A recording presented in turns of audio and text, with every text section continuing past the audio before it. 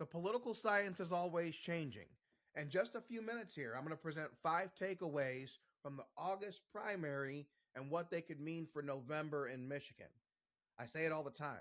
The 2026 election is the ultimate battle for Michigan. I just wrote on my Substack about the 1962 governor's race.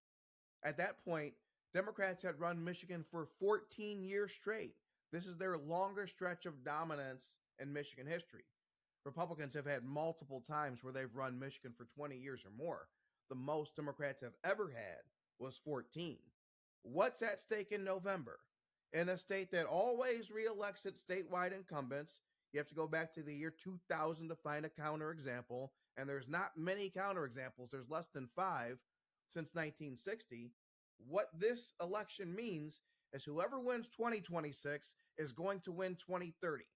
You're not going to beat an incumbent. It's just not the way things happen in Michigan.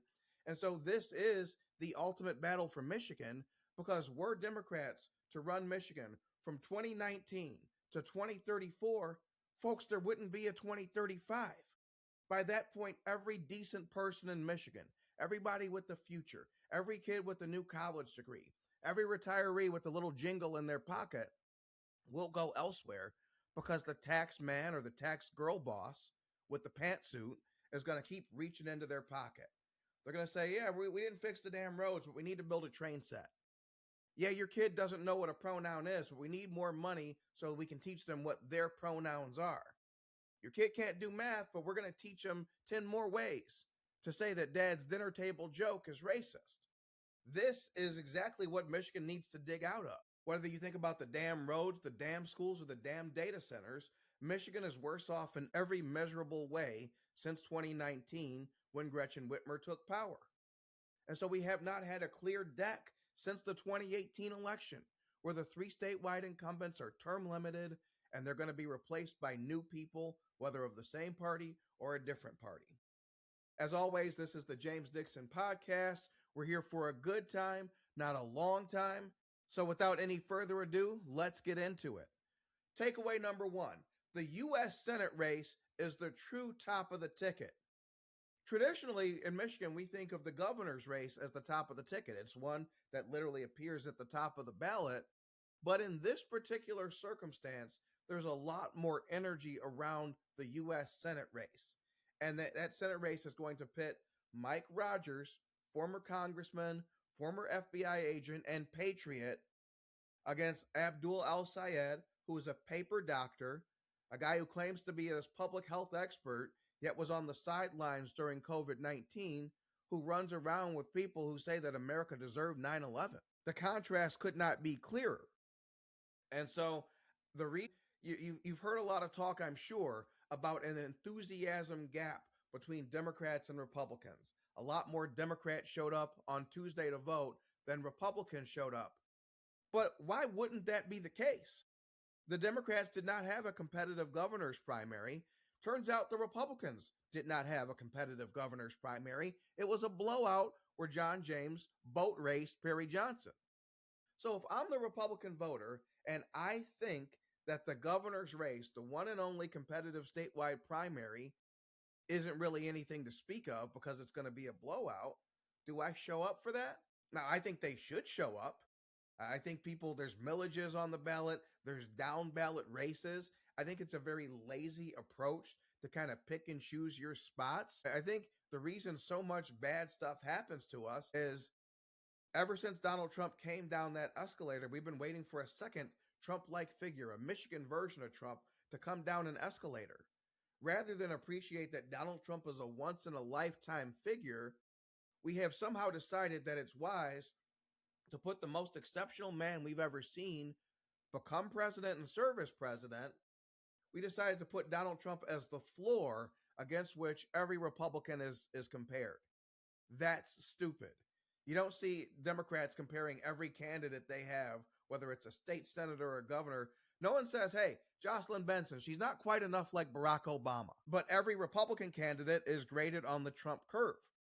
This makes no sense, and we would be wise to grow up and understand that Donald Trump will never appear on another ballot again.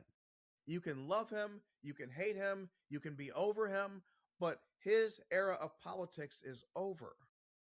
And so stop comparing everyone against Trump.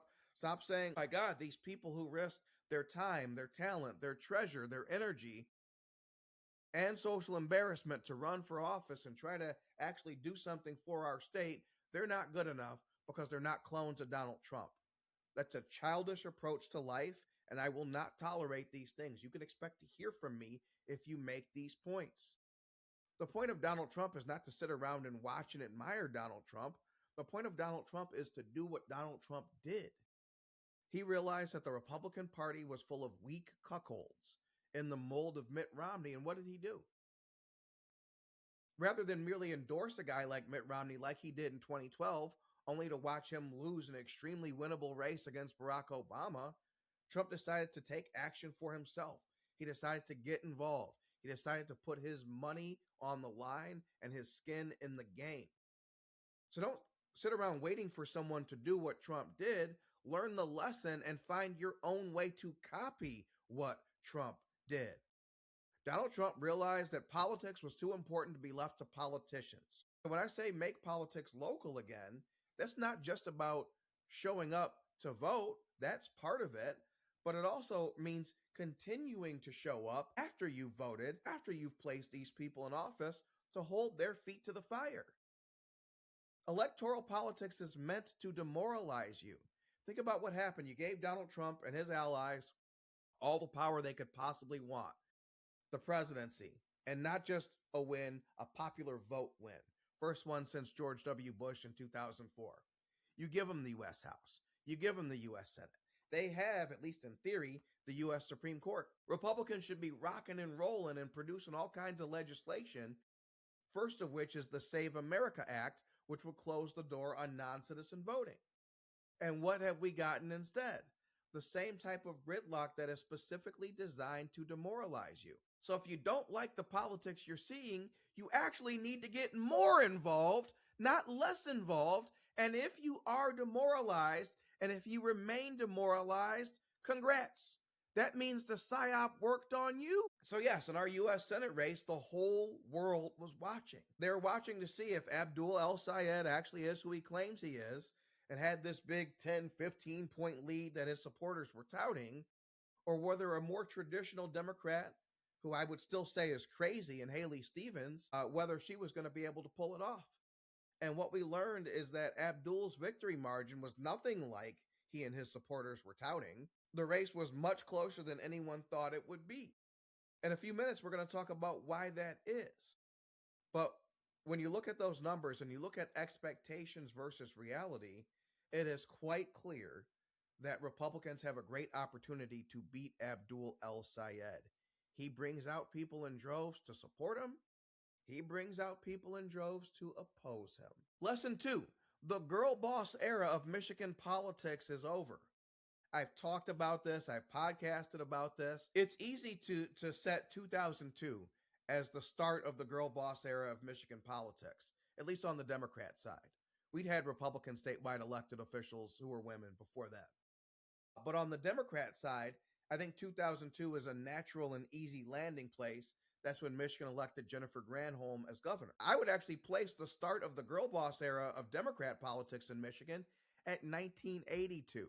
And I've talked about that in great length, how Jim Blanchard won that race, powered in part by a late-term defection by a woman named Ellie Peterson, who didn't even really live in Michigan at the time. She was splitting time with Michigan and Hawaii, but when she showed up at a Jim Blanchard event late in the game, that was the October surprise of 1982, and it helped. It sent a message that the Democrat Party is the safe landing place for women in Michigan, and they've run with that ever since. Since 1990, when the Democrats have fielded a white male candidate for governor, they've lost. And that was Jim Blanchard actually running for his third term. And irony of ironies, his loss was fueled in part by a woman named Martha Griffiths. Martha Griffiths was a sponsor of the Equal Rights Amendment that led Ellie Peterson to defect to Jim Blanchard in the first place. She was his running mate for 2 terms, 1982 and 1986. Then when Blanchard ran for a third term, he dumps her in favor of a younger woman. Griffiths gets pissed, decides, you know what, hell with that. I'm going to vote with John Engler, and I'm actually going to help him out because she felt so burned by that betrayal. And so that's why 1982 is the true start point, because the same dynamic that got Jim Blanchard into office in the first place in 82 is the same one that got him out of office in 1990. A late term defection, pushing a woman out of the party, and the reaction and counter reaction to that. Now, John Engler is a force who deserves so much and obviously the lion's share of the credit, but you can't disregard the woman dynamic and the power of women. And when you look at 1990, who did John Engler pick as his running mate? A woman named Connie Binsfield. So John Engler, Hurricane Engler, even felt the need to play that game. Now, was Binsfield a colleague, someone he had a large amount of trust with? Yes, of course. But he was still playing the game, and he won the game at a time Jim Blanchard lost it. So 1982 is the true start of girl boss politics. What's funny about 2002 is Jim Blanchard was actually in that election. He'd spent the Engler era outside of politics, didn't want to come in and get his nose bloodied again, and only when Engler retired, when he was term limited out of office, did Jim Blanchard come back and try again. And when he tried again, he ran into an actual woman named Jennifer Granholm, who was the state attorney general, who was extremely attractive and bold in her own way. And so Democrats didn't need a man to speak on their behalf. They had a woman they could elect in her own right, and that's what they did. So Granholm gets term limited 2010. We have 8 years of Rick Snyder as governor. Then in 2018, we have the pink wave. You have Governor Gretchen Whitmer wins office. Secretary of State Jocelyn Benson wins office. Attorney General Dana Nessel wins office. This is a pink wave. But to me, you have to go beyond just those three statewides. I actually view the 2018 election as a tale of 6 women. So you have Whitmer, Benson, Nessel, right? Great. But you also had Alyssa Slotkin running for Congress. The first vote Alyssa Slotkin ever cast in Michigan was for herself when she returned to Michigan from the East Coast to be a politician. She took out an incumbent congressman named Mike Bishop. In 2018, you had Haley Stevens come into office. In 2022, she would actually beat an incumbent. It was after redistricting. She was put in a race against Andy Levin, the brother of Carl Levin, the late U.S. Senator, and beat him. And so 4 years after she started in Michigan politics, we saw her rise and actually able to beat a male incumbent. Then you had Mallory McMorrow running for a suburban Detroit state Senate seat, ran against a man named Marty Nolenberg.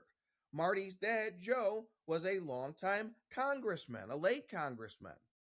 And despite the family name, despite the family money, despite the family experience in politics, and Nolenberg's own incumbency, Mallory McMorrow beat him. The 2018 Michigan race was really a tale of 6 girl bosses. Whitmer, Nessel, Benson at the statewide level, but also Slotkin, Stevens, and McMorrow, whether it's Congress, whether it's state politics. Of those 6 girl bosses who won office together in 2018, only 2 of them are still in politics. Gretchen Whitmer is retiring from politics, probably is never going to run for another elected office again. Dana Nessel didn't even try to run for anything in 2026. Haley Stevens just lost the U.S. Senate race in the primary to Abdul El-Sayed. This is that most watched Senate race in America that we were just talking about. And Mallory McMorrow dropped out before even making it to the August ballot. Alyssa Slotkin is a U.S. Senator, and so she was quite successful. She's leveled up since then, and now Jocelyn Benson is trying to level up to the governor's office from Secretary of State. So even when you look at the 2018 election, what was the high water mark for the girl boss, even that has rolled back. Another thing that happened in 2018, so we have 3 statewide positions on that ballot: governor, attorney general, secretary of state, and 2 parties, Democrat and Republican. 4 of the 6 candidates in 2018, representing both parties, were women. In 2022, that is arguably a high water mark for the entire girl boss movement in Michigan. Not only does Whitmer, Nessel, and Benson go on to dominate that election, so much so that they flipped the Michigan House and Michigan Senate in their favor, but you also have abortion on the ballot that year, and that propels them to victory. More people actually voted in favor of the limitless abortion amendment than voted in the attorney general's race, which is to say that killing babies was more popular in 2022 than Dana Nessel as an incumbent office holder. That was the high water mark. And the reason the water's been receding ever since is that abortion was the golden goose. For 50 years, women, men, Republicans, Democrats were able to say that abortion is on the ballot. If you just send me a big check, I'm going to prosecute the abortion case. I'm going to codify Roe. I'm going to pass a constitutional amendment to unravel Roe versus Wade. You heard a lot of talk, but you didn't see much action until Trump appointed enough Supreme Court justices for abortion and for Roe versus Wade to come up for review. This was the Dobbs case of 22, and it happened right in the smack dab in the heat of the campaign season. The women in Michigan were quickly able to pivot. When you say that Roe versus Wade has been overturned, what that means is abortion is no longer a national issue and it no longer has U.S. constitutional protection. What that means is it reverts to a state issue. Michigan still had a law on the books from 1931, a very strict anti abortion law. And if you want to know how things have changed in Michigan in just a few short decades, in 1972, the year before Roe versus Wade, the people of Michigan were asked, do you want to loosen the 1931 law? Not, pro abortion, but do you at least want to loosen some of the restrictions from that law? And they voted no. 50 years later, 49 years after the Roe ruling, so the Roe versus Wade ruling in 1973 invalidates the 1931 law. 50 years after the people of Michigan voted no and said, no, if you like your 1931 law, you can keep it.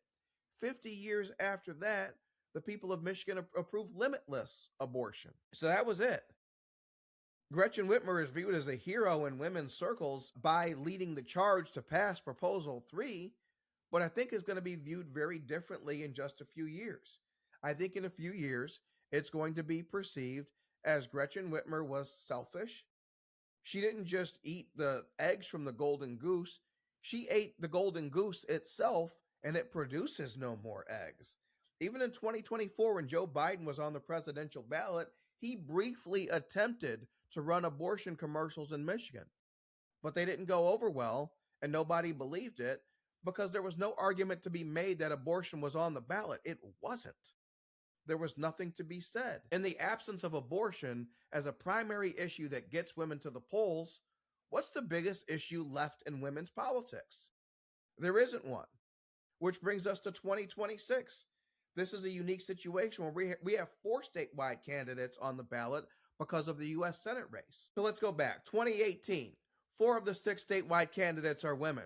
2022, 5 of the 6 statewide candidates are women. So even Republicans were trying to play the game. And that's why you know it's a girl boss dynamic, because Democrats would lead the dance, like with a Jim Blanchard. Republicans follow the dance, like John Engler in 1990, like the Republicans trying to get more women on the ballot to counterbalance a Gretchen Whitmer in the pink wave from 2018. But obviously, no one feels the need to play that game anymore. So in 26, we have 8 statewide candidates: governor, attorney general, secretary of state, and also U.S. Senate, 2 parties, Democrat, Republican.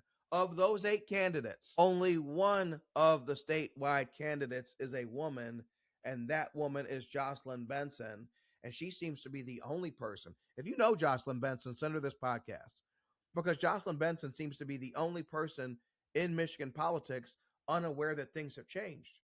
Her campaign colors are purple and pink. She seems to think that all she has to do is talk to the women and that'll be enough votes. I cannot imagine any straight man who is not cuckolded, who is not henpecked, showing up to vote for a lady whose campaign colors are purple and pink, who has made no attempt to reach you, to hear you. She thinks that campaigning is the yah sisterhood, not about getting 50 plus one, not about being first past the post. She would pursue women politics at the expense of successful politics, and I believe that could harm her. I say that to say the girl boss era of Michigan politics is over. We've seen the high water mark, we've seen women governors, there's no juice left to squeeze, and now neither party feels the need to placate women or to put them in high elevated positions. And what I find interesting is that Republicans stopped dancing this tune even before Democrats did. This time they didn't wait for the Democrats to go first. The Republican convention came first, and it was two strong men who were nominated out of that. Anthony Forlini for Secretary of State, who was running against two women, two strong women, and Doug Lloyd running for Attorney General. There was no women in that race. So the girl boss era of Michigan politics is over. It's over on the Democrat Party. It's over on the Republican Party. Any woman who gets elevated to high office will have earned it. There's no wind at her back anymore. Lesson 3. The enthusiasm gap is real, but it's also a bit overblown. So obviously the U.S. Senate race, I think it's the top of the ticket. I think on Tuesday in the primary, it clearly was the top of the ticket. It's easy to look at the raw numbers and say, oh my God, so many more people voted in the Democrat race than voted in the Republican race. And that's true, but I don't think that's the interesting number. And I don't think that that bottom line number tells the whole story. I think you have to get a bit more granular than that. And so let's look at it. In the Democrat U.S. Senate race, with the whole world watching, 1.53 million people vote. And the Democrat governor's primary, which was not competitive, we all knew Jocelyn Benson was going to win, 1.496 million people vote. So there's about a 34,000 vote drop off right there, which why would there be? Why would there be, right? Why wouldn't you just vote every Democrat on the ticket? But then if you go a cut deeper, Jocelyn Benson got 1.24 million votes, which means Jocelyn Benson herself got 285,000 fewer votes than voted in the U.S. Senate race for Democrats. So what does that tell you? To me, it tells you two things. It says, again, it proves the thesis that the girl boss era of Michigan politics is over, but it also says that those weren't all Democrats who were voting in the Democrat U.S. Senate race. Some of those people were Republicans, which is why they would not have voted in the governor's race. They didn't care, A, and it was so clearly going to be Benson, it was not worth their time, B. I saw some comparison, a woman pundit online. A friend sent me this video where she's comparing the 26 results to 2022. And I get why you would do that. I just think that's a bad comparison year for a few reasons. One, 2022, there was a statewide incumbent in Gretchen Whitmer who was unchallenged. So when you say Democrats had 33% more turnout compared to 2022, why wouldn't they? Why wouldn't they? There's a U.S. Senate race that got crazy amounts of national attention. Statewide incumbents don't even lose November elections in Michigan. Whitmer faced no threat in the primary, so why would Democrats have shown up in droves in that primary? So 2022 is a bad baseline to compare it against because the Democrats had nothing to show up for. Remember, Attorney General and Secretary of State are delegate races. Those are decided by party conventions in the spring, not by voters in August. And so when you have two statewide races, obviously that's going to drive quite a bit more traffic than when you have one. Now let's look at the Republican side of the coin. On that U.S. Senate race that the whole world is watching, Mike Rogers was running unopposed, so there was no reason for a Senate-concerned Republican to vote. A lot of people believed that John James was going to do what he did, which is win a blowout in the governor's race. So there's a lot of incentive. I think it's a lazy instinct. I think it's wrong. I think it messes up the data, and I think it puts too much wind at the backs of the Democrats. But I can see why the Fox News watching Republican either would not show up in the primary, thinking that the only competitive race statewide was essentially a done deal in favor of John James, or would say that their vote is better spent in the Democrat primary. Okay? And so if I'm that Republican who wants to cross over, I could see a reason why that Republican voter might show up to vote for Abdul El-Sayed, thinking that he would be an easier opponent for Mike Rogers, because for as big of a fan base as Syed has, he pisses off just as many people as he brings in, maybe even more people. We're going to talk about that in a second. Or I could see them voting for Haley Stevens, which is what made the race as tight as it is, and not the blowout that El-Sayed's people believed would happen. I could see Republicans showing up for either reason or both. And so I don't think that these numbers tell the story everyone quite thinks they do. Now, if you read my recent history post, I talked about the 1962 governor's race. I talked about George Romney running and how his primary success, so both he and Governor John Swainson, a Democrat, both Romney and Swainson ran unopposed in 1962. But still, that primary race augured Romney's win in November. Because what you had there, you had Romney get 441,000 votes, you had Swainson get 314,000 votes. That was a 127,000 vote gap in favor of Romney. And so, looking by raw numbers, you could see a crazy enthusiasm gap that would benefit the Republicans. But in November, Romney only won by 78,000 votes. Margins tightened up when you got to November and you got a true electorate and not a primary electorate where people are on vacation, people are doing other things, people have all kinds of excuses for not voting. I believe November is going to be a much tighter dynamic. I don't think anyone's going to run away with anything. Abdul El-Sayed was supposed to run away with this primary. He didn't. But the reason he didn't, I believe, owes in part to those crossover votes, which makes that enthusiasm gap less of a gap than it appears to be at first glance. Obviously, it's not a good sign. I would rather be sitting here as I record this with more Republicans having shown up to vote than Democrats. But I'm also not worried because there was a lot more reason to vote in the Democrat ticket with what turns out to be the only statewide competitive race. Everything else was either uncontested or a blowout. Number 4, what a congressional race in Flint says about the Abdul El-Sayed campaign, which is statewide. I know Amir Hassan. I like Amir Hassan. I think Amir Hassan would have done very well had he made it to November. He was running in a congressional seat, District 8 in Michigan, trying to run against Kristen McDonald-Rivet, who has a reputation for not really showing up for her voters, who has a reputation for being a bit of a do-nothing in Congress. I think if you look at Amir, he looks like he's like a G.I. Joe figure. This guy was like carved out of granite.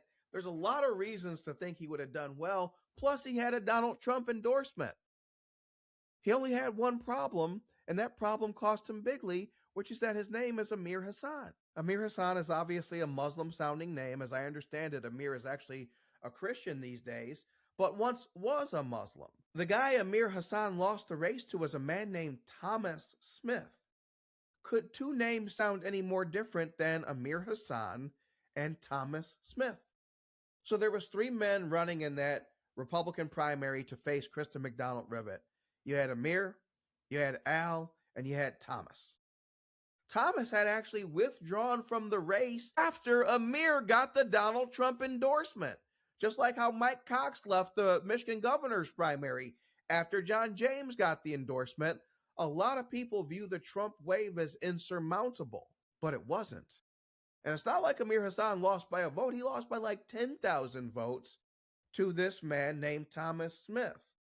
Now, here's a funny story I heard, is that after Thomas Smith withdrew from the race, he then throws his support behind the candidate named Al. He's at Al's watch party on Tuesday night as he learns that he, Thomas Smith, had won the primary. So he's at another candidate's party, the guy he endorsed, when it turns into his watch party, because now he's going to be the nominee for one of the races that everyone's going to be watching across America. The sad thing is, no one thinks Thomas Smith has the finances, has the wherewithal, has the skill, or has the energy to pose a serious challenge to Kristen McDonald-Rivet.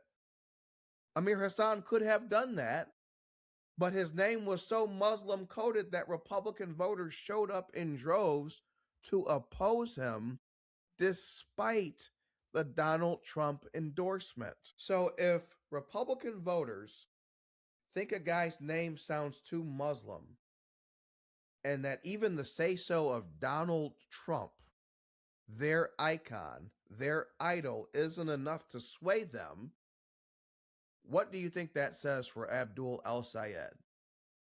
We joke about Democrat voters voting from the grave. You will see people come out in droves to oppose Abdul El-Sayed. If they would do it to a Trump-endorsed fellow brother Republican, they will show up to oppose Abdul El-Sayed. And so that is another reason why the U.S. Senate race is the true top of the ticket. Really, this whole thing in November could be decided by anti-Abdul El-Sayed sentiment. Sayed likes to say that you might not hate Muslims, but Muslims hate you. What I would say is you might not hate Abdul El-Sayed, but he surely does hate you. And Republicans know that, and they will show up against the man. And I think that could happen in such numbers that it pulls John James across the goal line, that it pulls Anthony Forlini and Doug Lloyd across the goal line. So to me, the main character in the 2026 election cycle in Michigan is Abdul El-Sayed, and he brings out just as many Republicans to vote against him as he brings out Democrats to vote for him. I don't know what's going to happen in November, but keep your eyes peeled on that. Finally, winning in November is going to take a lot more than slogans. I see this belief among Republicans that merely shouting socialism, communism is going to win the race. Guys, it's not. It's not. You guys ever take a writing class, a composition class when you're a kid, or even in college? And what's the first rule of writing? Show, don't tell. I think Mike Rogers has done a great job of that. He just put out a video with Abdul El-Sayed showing the people he pals around with. This guy Hassan Piker, who says that America deserved 9/11.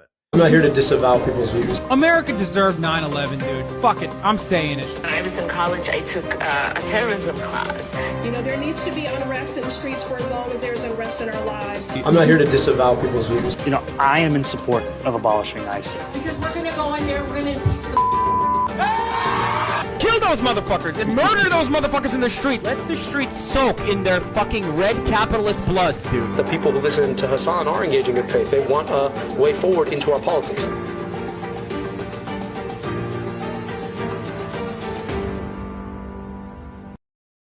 And when you just put that into visuals, you are the company you keep. Your mom told you that when you were a kid, and you might have learned at some point that guilt by association is wrong. Maybe it should be, but people do hand out guilt based on association. I do it. You do it. Whether you know it's wrong or not, you still are going to do it. So it's not enough to say the word socialism. It's not even enough to say the word communism. You want to say a word that carries real power? I got one for you. Jesus. Try that one. That one's been scaring people ever since the man walked this earth. But if you don't want to go the Jesus route, it's not enough to say socialism. You have to say what's bad about socialism. And by the way, I think socialism is a bit of a weenie word. I think what you mean is communism. Why use the softer version? Do you think that the media is going to reward your nuance? Oh my God, he didn't call him a communist. All it does is make you sound mealy-mouthed. I think about that famous Yeats poem where he talked about how the best lack all conviction, while the worst are full of passionate intensity. If that dynamic holds until November, that is how an Abdul El-Sayed wins. If those people are bold and forthright about what they believe, and you're mealy-mouthed and all you have is slogans about socialism, the ills of socialism, when half our damn system of government is socialism, when it appears that the entire point of the U.S. government is to support third world fraudsters and to import millions of them every single year, yeah, you're not going to win because you're not presenting a true alternative. These people are communists and they'll damn near say so. If you think socialism is like garlic to a vampire, it's not. So show, don't tell. Show what happens when show how what appears to be charm and what appears to be Abdullah so comfortable in his own skin, show where that leads. Show what a young Joseph Stalin looked like. He wasn't like some hard-nosed guy. He was some gay-looking art student. Adolf Hitler, art student. It's actually soy boys who are the most dangerous because a soy boy has no male code of ethics. They have no honor. They'll be the first to pull out a gun and kill you. They'll be the first to pull out a gun and kill your entire family. So it's not enough to evoke the spirits of socialism. I think that's a weak word. Or even communism. You have to show what happens when communists run the place. I don't even think you need to go to Russia or China. I think you need to show California. I think you need to show Minnesota. I think you need to show Virginia. There's places that have passed laws that have actually said it's illegal to investigate whether people are committing fraud using tax money just because they didn't like the spotlight that it brought when a Nick Shirley did investigate fraud. These people are evil and they're not hiding their evil. And you're not going to want to hear this, and you might even disagree with it at first, but I want you to sit with it. We have the communists right where we want them. The devil and evil operates best in the shadows. It operates at its very worst when they're out in the open, in the light of day, transparent, with their motives known and not hidden. We have the Democrats right where we want them. We have a strong ticket of John James, Anthony Forlini, Doug Lloyd, and Mike Rogers. We could do this, but it'll take a hell of a lot more than slogans. If you have liked what you've heard, if you've gotten value from what you've heard, I urge you to become a subscriber. jamesdixonpodcast.substack.com. The best way to support my work is to become a paid subscriber. Another way to support my work is to buy one of my shirts.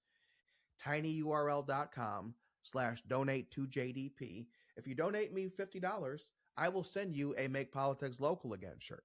Now, not this one. I don't even sell this one. This one is not widely printed. But if you want one of the blue shirts, if you want one of the black shirts, if you want the tank top, donate $50 and I will send you a shirt. If you want this shirt, we should probably talk offline. But as always, this is the James Dixon Podcast. Make politics local again.